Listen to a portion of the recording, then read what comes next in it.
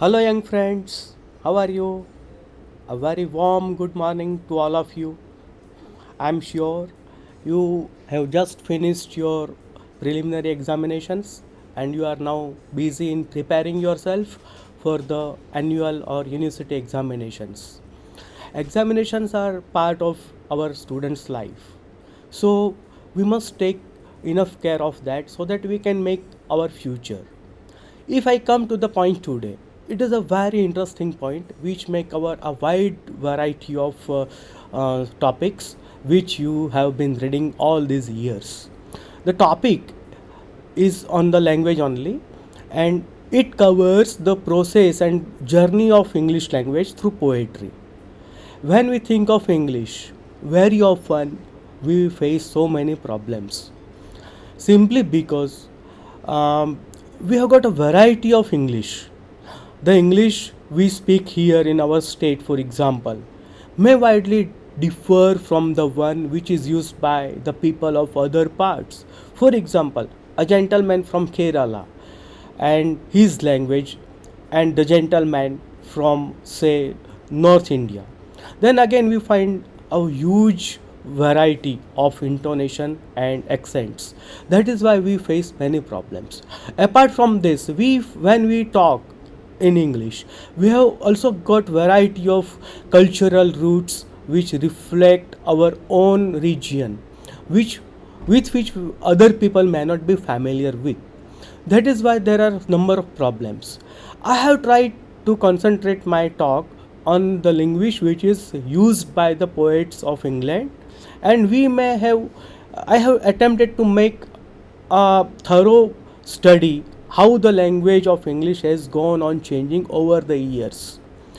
So when we think of language of England, that is English, then I think we may have a clear cut notion that English is now not restricted only to England. And if you can see to the slide, the English language is spoken not only in England, Ireland, or the US, Canada, and Australia, but many other parts of the world, including in India. And in India also, as I told you earlier, we have got plenty of varieties. For example, I may talk about the language being spoken in our state. Then also, we may find the man from Saurashtra and the gentleman from other part of the state, and the way he speaks English, we soon come to know that this gentleman is from Saurashtra while the other is not.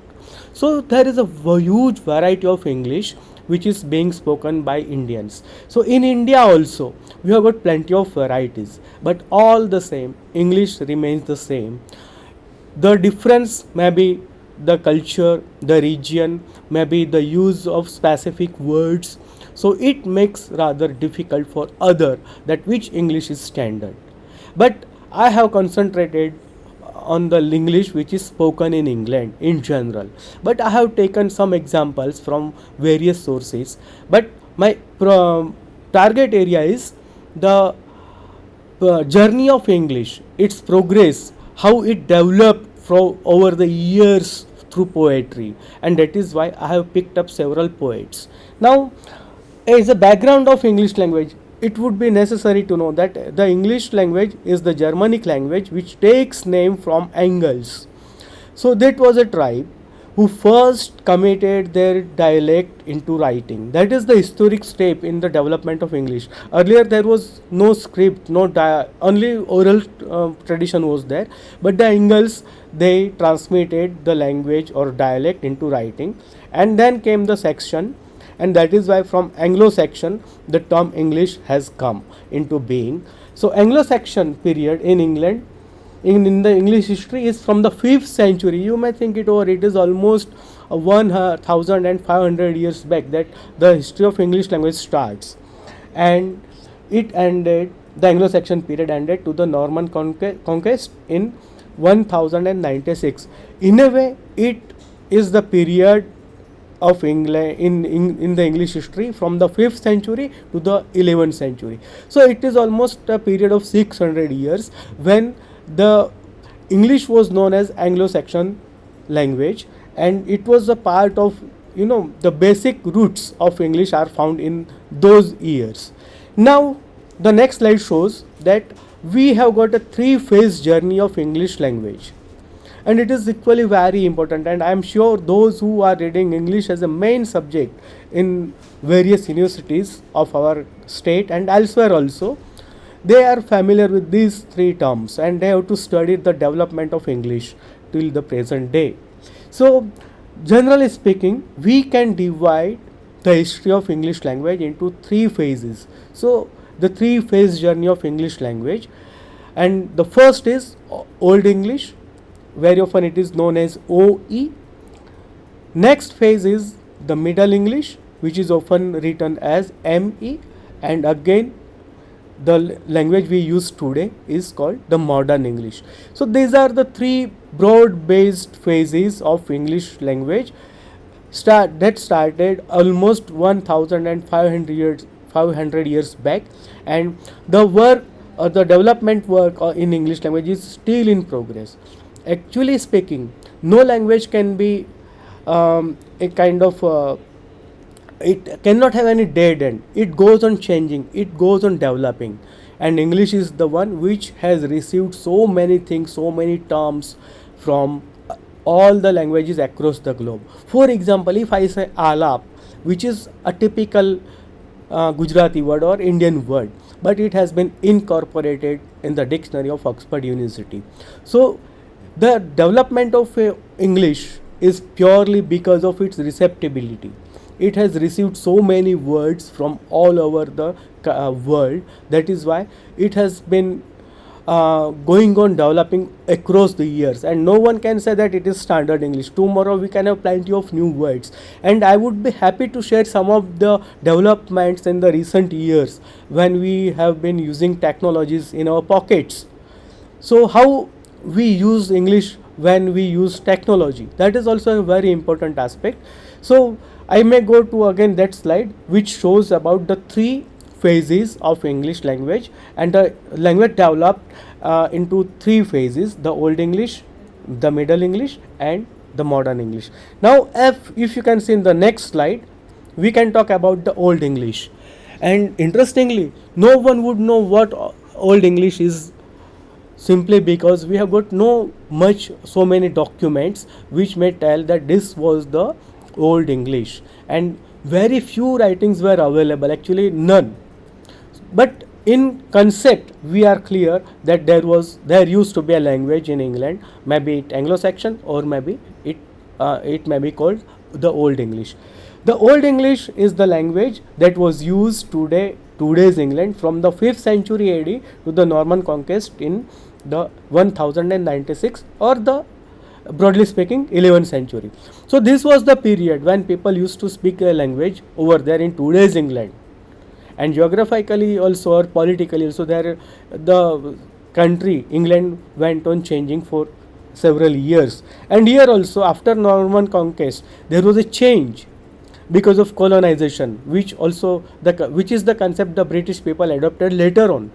But the roots of the colonization goes to the Norman conquest at the end of the 11th century. So that was the Old English. The people were not aware that this is the language which may occupy a dominant position across the globe, but that was the birth point of the English we are speaking today, which has almost covered all corners of the globe today.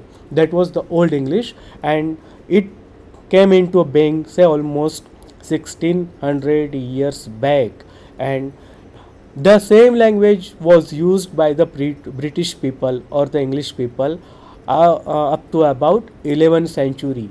So almost 600 years the language went on developing, and though we don't use that language, but we have still the roots of English today's English in those years. I may give you some of the clippings which may show that yes, this word belongs to this period. That way it is very interesting to go and look for the manuscripts or the works which were written. That is why I picked up several poets and the use of their language across these say almost 600 years plus. The Old English, as I told you, is also known as Anglo-Saxon, Anglo is the basic community and Saxon was also a tribe. Both the tribe could make the word Anglo-Saxon. So Anglo-Saxon or Old English, technically there is little difference, but when I or someone talks about Old English, it is as good as he can use Anglo-Saxon also. So that was the Old English. Now we may turn to the phase 2, that is Middle English. Middle English has so many things in common with the language we are using today. So Middle English is a kind of extended version, developed version of Old English. As I told you, Old English or Anglo-Saxon is the root from where developed today's English language. And so the Middle English, the period of this Middle English is after the Norman conquest over England. So that was spoken since the Norman conquest or the 11th century till about 1500 AD. So it is a period of almost say 400 years. And notably, the English of Geoffrey Chaucer belongs to this period. See, Geoffrey Chaucer is also called the father of modern English poetry, but he belonged to this second phase. The language he is using is also very old, and I would show you some slides which may tell you that yes, it is indeed very difficult and you cannot feel that this is the language which we call English. So the language of Chaucer, it is almost Old English and it is very difficult to follow unless you take the help of some experts or some dictionaries. Then only you can find what he meant.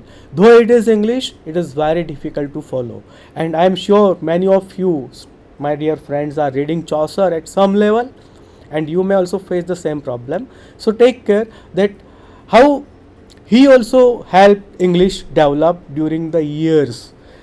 So this is the Middle English and it is phase number 2, and I would now turn to the third phase, which is very important and which went on so many changes over the years, and that is phase number 3, and it is not the final actually. The language goes on changing over the years and years and years, and when I think of phase 3, then we have got plenty of other Englishes also. Indian English for example, or African English for example, or in Britain also. I think if you read GB Shaw's plays, then you find it is altogether a different English. So there are plenty of varieties still available, and still it goes on progressing. So you cannot say that this is the final stage or final phase of the development of English language. No, the journey of English language still is in progress. There is no full stop. There may be some commas, there may be some semicolons, but the journey of the language is still on. So modern English is founded on the dialect of East Midlands in the Middle English and extends from 1500 AD to the present day, and there is no final day. So it goes on changing, it goes on developing. Thus the English we speak today is modern English, of course, but still the next generation would feel yes, the people who spoke English in 20th century or 21st centuries, they may be from the Old English period or Middle English period. The reason, the language still goes on changing and changing. Now I may talk about the Old English and the English of Geoffrey Chaucer. Geoffrey Chaucer, he was a great poet and social reformer also in the 14th century England. He is also considered as the father of modern English poetry. His well-known book is The Canterbury Tales, and it is considered his masterpiece. Though he is writing in English, most readers would find it very difficult to follow. As I told you, the reason for this is the Old English he is using in all his books. He was a social reformer. That is why he expresses his anguish over the patterns, systems in the society, especially the religion. The Canterbury Tales, from which I have chosen some lines, it is a long narrative poem which covers a wide variety of characters across the society in England of the 14th century, and it exposes the evils of society in general and religion in particular. But the English is using tremendous simply because it is extremely difficult to follow. That is why I make this starting point. Yes, see, this is the English Chaucer used, this is the English the other poets used, and this is the language of English which we are speaking today. So there is a huge variety and the progress is still on. As I told you, Canterbury Tales, I have picked up some lines and I may give you some time. First I would read from the opening lines of the masterpiece, the Canterbury Tales, which is actually a kind of series of stories narrated by various characters, various people of England during those days. But these are some of the lines. Actually, they are the opening lines, and Canterbury Tales has got a prologue also. And the lines I have picked up here, they have been taken from the prologue of the Canterbury Tales. For your kind consideration, I would read first these lines and I may allow you to think it over. Mind well, the language over here has no spelling errors. It is the language which was being spoken in those days, almost 600 years back. So this is the English only, no other language. Number 2, there are no grammatical errors. Number 3, there are no spelling errors. So I would read it out for you, friends, and then I may allow you some time to think it over. You consider how you follow this, number 1, and number 2, don't go for errors, don't go for finding faults in the language. It is the language, it is the authentic language which was being used by the people of England almost 6 to 700 years back. So let me read. I may remind you these